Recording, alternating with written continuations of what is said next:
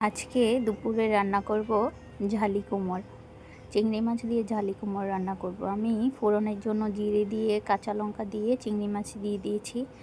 তারপর ঝালিটা কিন্তু আমি আগে থেকেই খোসা ছাড়িয়ে ভালো করে ধুয়ে তারপর কুড়িয়ে রেখেছিলাম একটা ছাঁকনিতে জল ঝরানোর জন্য।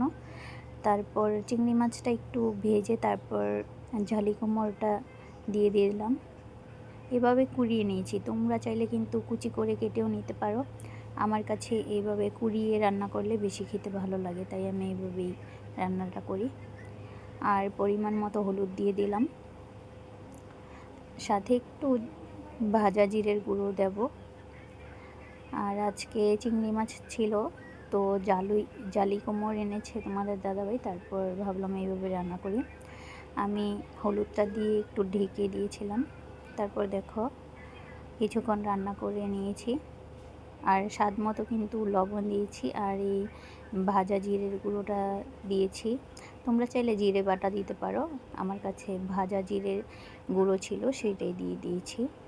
আর স্বাদ মতো চিনি তো অবশ্যই দিতে হবে, তোমরা তোমাদের পছন্দ মতো পরিমাণ মতো দেবে। আমি আমার পরিমাণ মতো দিয়ে দিয়েছি। আবারও ভালো করে একটু রান্না করে নিতে হবে। আর এই ঝালি কুমড়োটা এইভাবে রান্না করলে কিন্তু আমার কাছে খেতে ভালো লাগে চিংড়ি মাছ দিয়ে। অনেকে ইলিশ মাছের মাথা দিয়েও খায়, তোমাদের দাদাভাই আবার ইলিশ মাছ খায় না, তাই আমি চিংড়ি মাছ দিয়েই রান্নাটা করি যাতে তোমাদের দাদাভাই খেতে পারে। দেখো আমার কিন্তু রান্নাটা হয়ে গেছে। আর দেখো দেখতে কত লোভনীয় লাগছে, খেতে কিন্তু ভালোই হয়েছিল।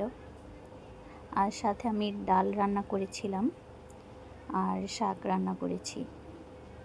আর ভিডিওটি কেমন লাগলো অবশ্যই কমেন্ট করে জানাবে।